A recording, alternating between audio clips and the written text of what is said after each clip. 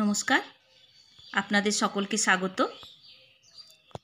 গল্পের সাথের আজকের নিবেদন বিভূতিভূষণ বন্দ্যোপাধ্যায়ের লেখা ছোট গল্প তেঁতুলতলার ঘাট। হারুর আজ আর জ্বর আসেনি। এখন তার মনটাতে বেশ ফুর্তি আছে। জ্বর এলে আর স্ফূর্তি থাকে না, কিছু না কিছু নিরানন্দ আসেই।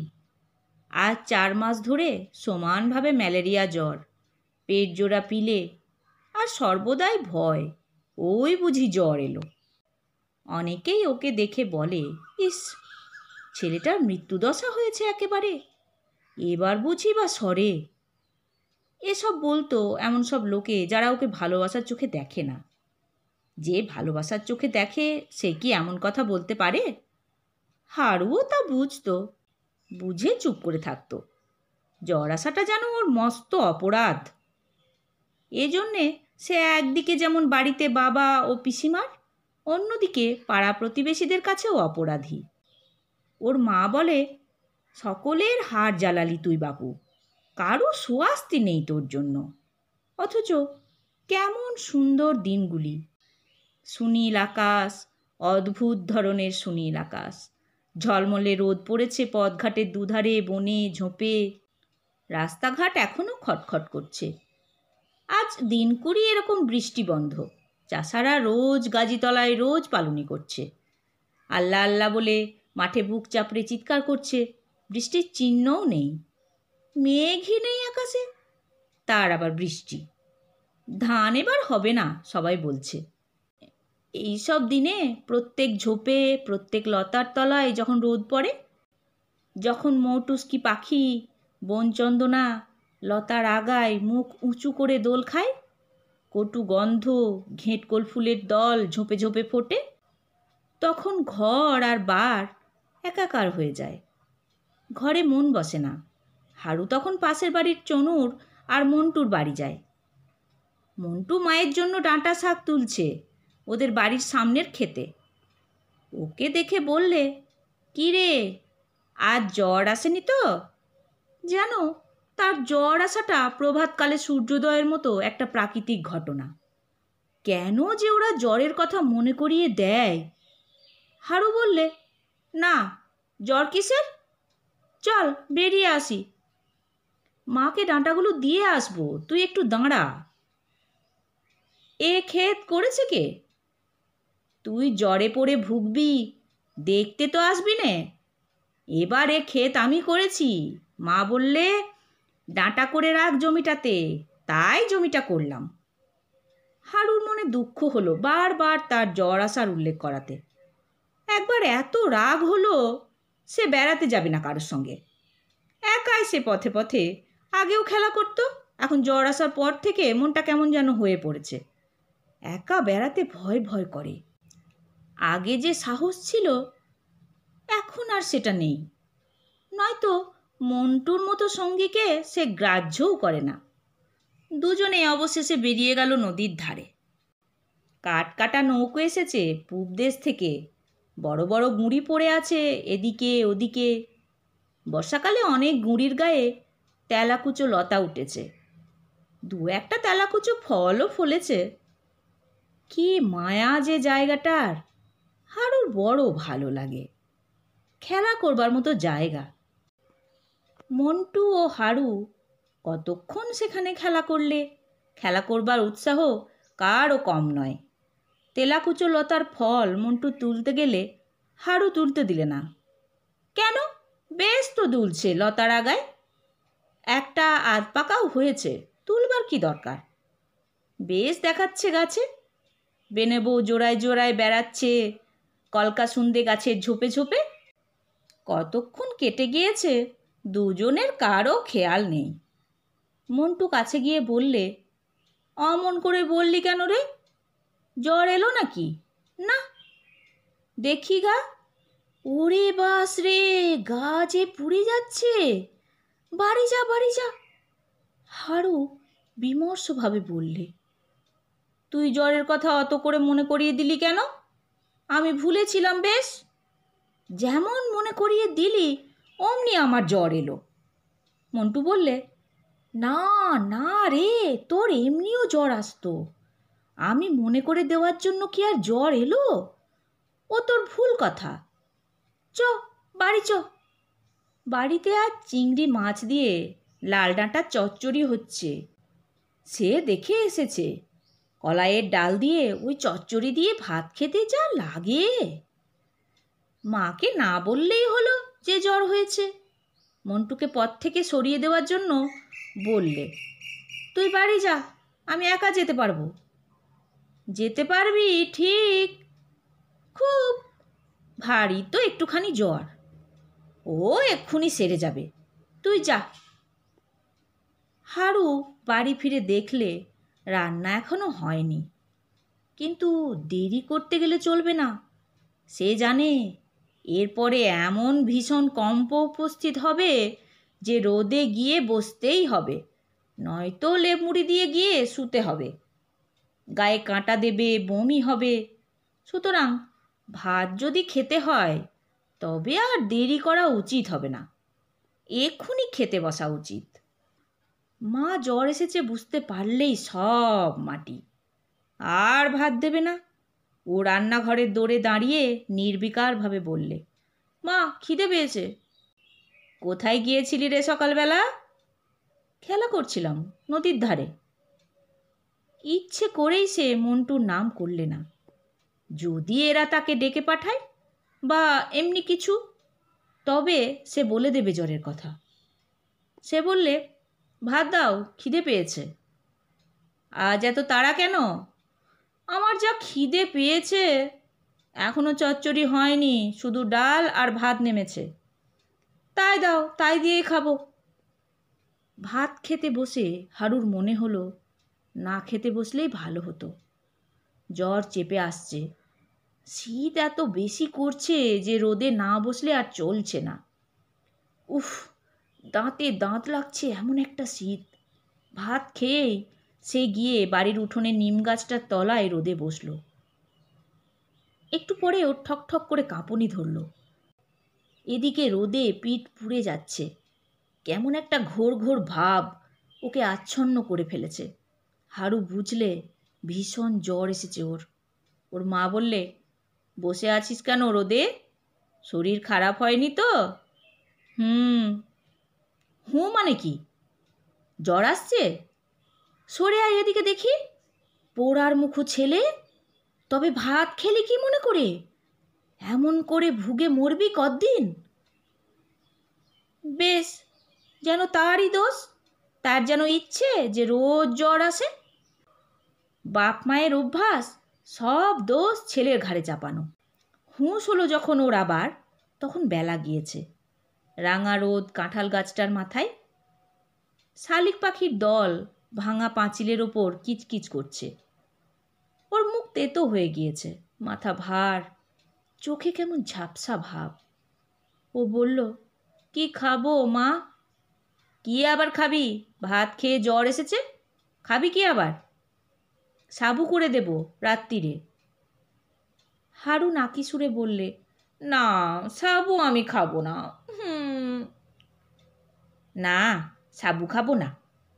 তোমার জন্য আমি পিঠে পুলি করি, চুপ করে শুয়ে থাক। ভোর রাতে ঘাম দিয়ে হারুর জ্বর ছেড়ে গেল। তারপর ঘুম ভেঙে যায়। শরীর খুব হালকা মনে হয় এবং খিদে পায়। অত রাতে আর কে কি খেতে দেবে? সে চুপ করে শুয়ে থাকে ভোরের আশায়। ভোরের আলো খড়ের ঘরের দেওয়ালের মাথা দিয়ে দেখতে পাওয়ার সঙ্গে সঙ্গে ও মাকে ডাক দিতে লাগলো। ওর ঘুম কাতুরে মা চোখ না মেলেই এপাশ ওপাশ ফিরে বলতে লাগলো, বাহ বাহ, সারা দিন হাড় ভাঙা খাটুনির পরে একটু যে শোবো সে জো নেই। একটু চোখ বুজিয়েছি, অমনি ষাঁড়ের মতো চিৎকার, হাড় ভাজা ভাজা হয়ে গেল। হারু নাকি সুরে বললে, সবে চোখ বুজেছ বুঝি? রোদ উঠে গিয়েছে গাছপালার মাথায়। আমার খিদে পেয়েছে, উঠে দেখো কত বেলা। অবশ্য এও অতিশয়োক্তি। রোদ ওঠেনি, সবে ভোরের আলো ফুটেছে মাত্র। ওর মা উঠবার বিশেষ কোনো আগ্রহ দেখালে না। ছেলের এ নাকিসুরে চিৎকার সকালবেলার দিকে এ নিত্য নৈমিত্তিক ঘটনা। হারু খানিকটা কান্নার পরে অমনি চুপ করে। বিছানা ছেড়ে উঠতেই বেশ আনন্দ লাগে। আজ কি সুন্দর দিনটা! কেমন পাখির ডাক বাঁশ গাছের মগ ডালে। কালমা বলছিল আজ কুমড়ো কাটা সংক্রান্তি, যে যার গাছ থেকে যা পারবে চুরি করবে, শশা, লাউ, কুমড়ো, যার যা ইচ্ছে। কেউ কিছু বলতে পারবে না বা সাহসও করবে না। অন্য কিছু নয়, গানিবুড়ির উঠোনের মাচায় সেই যে শশা গাছ, চমৎকার শশার জালি দুলছে কঞ্চির আড়ালে। কতবার লোভ হয়েছে ওর, কিন্তু বুড়ি বড় সতর্ক। আজ ও বেলা রাতের অন্ধকারে একটা দা হাতে গোটা 5-6 শশার জালি আর গোটা শশার গাছকে যদি সাবার করা যায়। উৎসাহে বিছানা ছেড়ে এসে উঠে পড়ল। মন্টুদের বাড়ি গিয়ে এক্ষুনি পরামর্শ করতে হবে। খাওয়ার কথা সে ভুলেই গেল। এত কান্না, এত অনুযোগ যে খাওয়ার জন্য। এক ছুটে এসে পৌঁছল মন্টুদের বাড়ি। মন্টু ওর জ্যাঠামশাইয়ের পাশে বসে সকালবেলা মুড়ি খেতে খেতে ধারাপাত মুখস্থ করছিল। হারুকে দূর থেকে আসতে দেখে সে বিশেষ কোনো উৎসাহ প্রকাশ করলে না, কারণ এখন জ্যাঠামশাইয়ের হাত এড়িয়ে খেলতে যাওয়া অসম্ভব। সৌভাগ্যের কথা, মন্টুর জ্যাঠামশাই এ সময় তামাক সাজতে গেলেন বাড়ির মধ্যে। হারু ছুট্টে এসে বললে, আজ কি দিন মনে আছে? মন্টু পেছন দিকে সতর্ক দৃষ্টিপাত করে বললে, কি দিন? কুমড়ো কাটা আমাবস্যে। কে বললে? সকলকে জিজ্ঞাসা করে দেখ। কি করবি? তুই আর আমি বেরোবো। গানি বউদের বাড়ি সেই শশা গাছ আছে তো, আজ রাত্রিরে সব শশা। কি বলিস? তুই এখন যা, জ্যাঠামশাই আসছে। ও বেলা আমি তোদের বাড়ি যাব। হারু সতৃষ্ণ নয়নে ওর মুড়ির বাটির দিকে চেয়ে বললে, কি খাচ্ছিস? মুড়ি দে না এক গাল। এবার হারুর কানেও জ্যাঠামশাইয়ের খড়মের শব্দ পৌঁছেছে।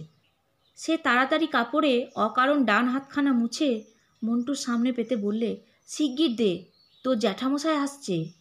পরক্ষণে এক মুঠো মুড়ি মুখে পুরে দিয়েই সে ছুটে পালালো। মনে ভাবলে, বুড়ো এসে পড়লেই বকত, আমায় দেখতে পারে না মোটে। কি কেপ্পন মন্টুটা! এক গাল মুড়ি কত কটা দিলে দেখো। দিব্যি মচমচে মুড়ি। তারপর সে বাড়ি পৌঁছে দেখলে তার মা সামনের উঠোন ঝাঁট দিচ্ছে। খাবার দেওয়ার কোনো ব্যবস্থা বা উদ্যোগ কিছুই নেই এ বাড়িতে। মা ওই রকম লোক, হারু জানে, অন্য লোকের মায়ের মতো নয়। কাল রাতে যে খায়নি জানে সবই। দাও না বাপু খেতে সকাল সকাল। কাণ্ডখানা বেশ। একটা বেলা হলে মা যদি খেতেও দিলে, সে মাত্র এক বাটি সাবু। সে প্রতিবাদ করতে গেলে ওর মা ঝংকার দিয়ে বলে উঠল, হ্যাঁ তোমাকে নুচি ভেজে দিই, পিঠে পুলি গড়িয়ে দিই, কাল সারা রাত জ্বরে শুষেছ কি না? যেন জ্বর না হলে মা তাকে লুচি ভেজে আর পিঠে পুলি করে খাওয়ায় আর কি।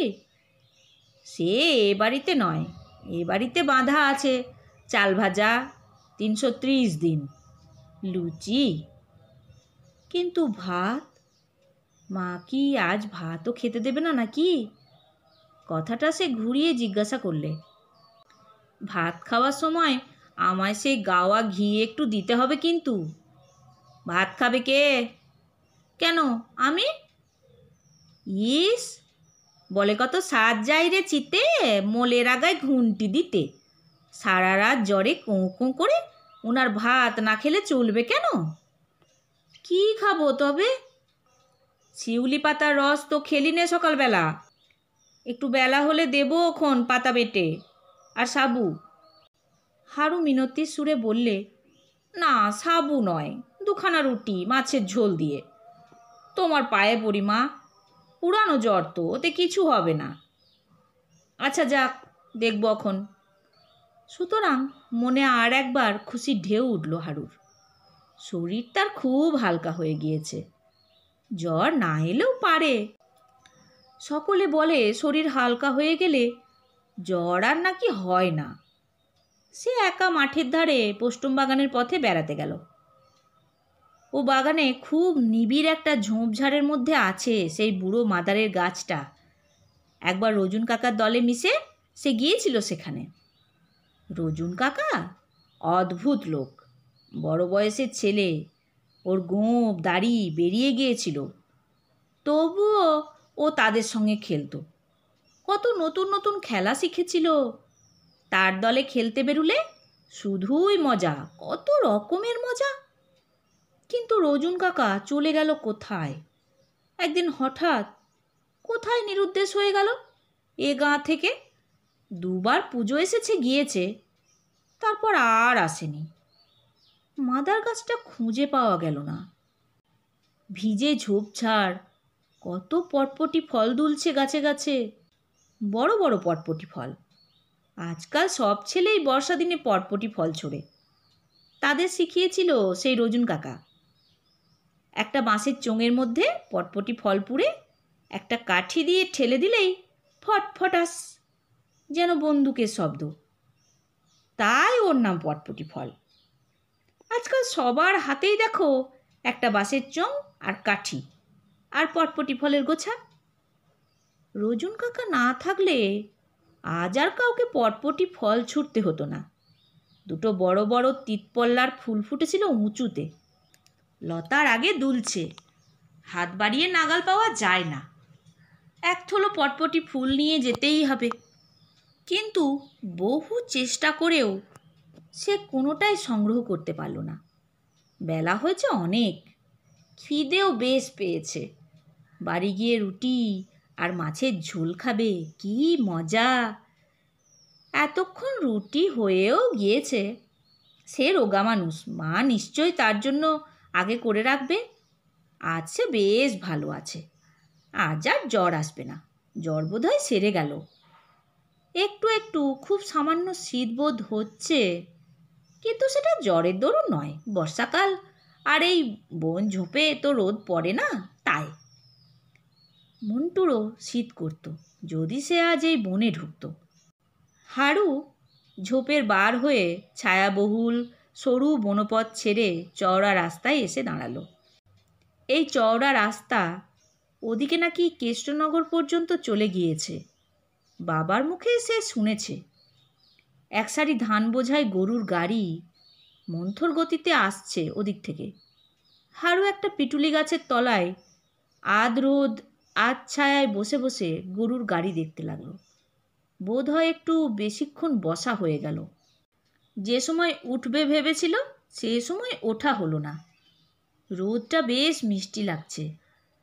না, জ্বর হয়নি তার। বর্ষাকালে রোদ সকলেরই ভালো লাগে।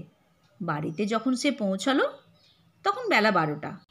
হাতে তার গোটা কত পিটুলি ফল। ওর মা বললে, ও মা, এ কি কাণ্ড! এই বলে গেলি খিদে পেয়েছে, আমি কখন রুটি করে বসে আছি। কোথায় ছিলি? ভালো আছিস তো? কোথায় ছিলি? মাদার পাড়তে গিয়েছিলাম বোস্টমদের বাগানে। জ্বর হয়নি তো? না।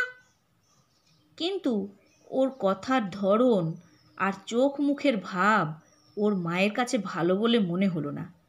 কাছে ডেকে বললে, তোর চোখ মুখ রাঙা দেখাচ্ছে কেন রে? এদিকে সরে আয়, গা দেখি। বাপরে, গা পুড়ে যাচ্ছে! যা শুয়ে পড় গিয়ে, আর খেতে হবে না। যখন ওর জ্বরের ঘোর কাটল তখন রাত হয়েছে। হাড়ু চোখ মেলে চেয়ে দেখলে তক্তপোষের কোণে দেওয়ালের গা ঘেঁষে রেডির তেলের পিদিম জ্বলছে। ঘরে কেউ নেই, জ্বর ছেড়ে গিয়েছে। তখনকার খিদে এখনও রয়েছে। সে কিছু খায়নি দুপুর থেকে। মা কোথায় গেল? সে ক্ষীণ স্বরে ডাকলে, ও মা! কেউ উত্তর দিলে না। মা রান্নাঘরে কাজ করছে বোধ হয়, কিংবা হয়তো পাশের নেতাই কাকার বাড়ি গিয়েছে। একটু পরে ওর মাকে সন্তর্পণে পা টিপে টিপে ঘরের মধ্যে ঢুকতে দেখে ও একটু অবাক হয়ে গেল। মা অমন করে হাঁটছে কেন? আমসত্ত্ব চুরি করবে না কি? সে তো আমসত্ত্ব চুরি করার সময় অমনি। মা এসে ওর মুখের ওপর ঝুঁকে দেখতে গেল। চোখ তাকিয়ে থাকতে দেখে যেন একটু অবাক হয়ে গিয়ে নরম মোলায়েম সুরে বললে, বাবা হারু, কেমন আছো বাবা? ভালো। দেখি। ওর গায়ে হাত দিয়ে ওর মা তাড়াতাড়ি বলে উঠল, ওহ, কি ঘাম ঘেমেছিস! সব যে ভিজে গিয়েছে। হারুও তা লক্ষ্য করলে বটে। কাঁথা ভিজে সপ সপ করছে। ও বললে, মা, আমার খিদে পেয়েছে। খিদে পেয়েছে বাবা? আচ্ছা, দেবো এখন। আহা বাবা আমার, সোনা আমার, সৌ, আসছি আমি। মা ঘর থেকে চলে গেলে ও ভাবলে, মা এমন নরম হয়ে গেল কেন? অমন সময় মা তো খেতে চাইলে বলে ওঠে, জ্বর ছাড়তে না ছাড়তে খিদে? ছেলের কেবল খিদে আর খায় আর খায়। জ্বর হয়েছে, চুপ করে শুয়ে থাক। কিন্তু মা যেমন মিষ্টি অমন মোলায়েম সুরে কথা বলছে কেন? পা টিপে টিপে হাঁটা। হারুর হঠাৎ মনে পড়ে যায়, আজ না সেই কুমড়ো কাটা আমাবস্যে। ও, ভালো কথা মনে পড়েছে। এখন সবে সন্ধে, তার তো জ্বর ছেড়ে গিয়েছে।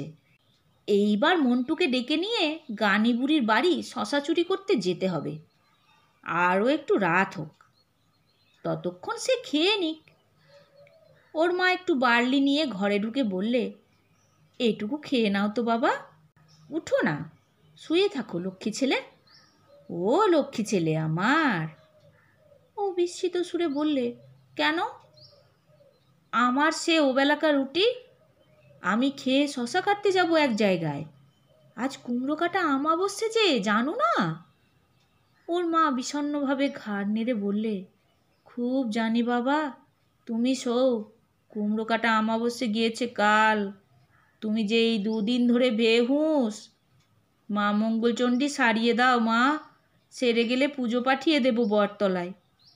জোর হাতে বটতলার উদ্দেশ্যে ওর মা প্রণাম করে। শেষ হলো গল্প তেঁতুলতলার ঘাট। নতুন একটি গল্প নিয়ে খুব তাড়াতাড়ি ফিরে আসছি। আমার গল্প পাঠ কেমন লাগলো তা অবশ্যই কমেন্ট করে জানাবেন। ভালো লাগলে একটি লাইক দেবেন ও প্রিয়জনদের সাথে শেয়ার করবেন। নতুন নতুন গল্প শোনার জন্য চ্যানেলটি সাবস্ক্রাইব করে রাখবেন। ভালো থাকবেন। ধন্যবাদ।